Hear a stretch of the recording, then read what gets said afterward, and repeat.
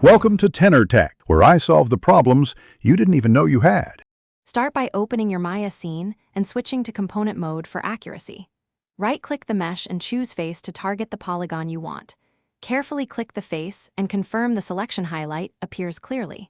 Press Shift+H to isolate the face for focused editing and to avoid accidental clicks. Open the channel box and read the translate and rotate values for that face. Note values like translate X0, translate Y0, rotate Z0 to prepare for precise flipping. With the face isolated, decide whether to flip by normal or by scale.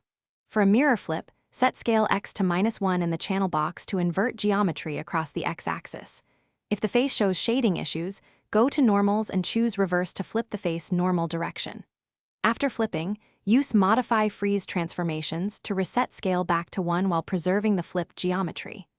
Check that scale reads 1, 1, 1 to avoid future deform issues. Once flipped, unlock normals and inspect the mesh for errors or reversed faces. Use mesh cleanup and enable options for non-manifold geometry and lamina faces to automatically fix issues.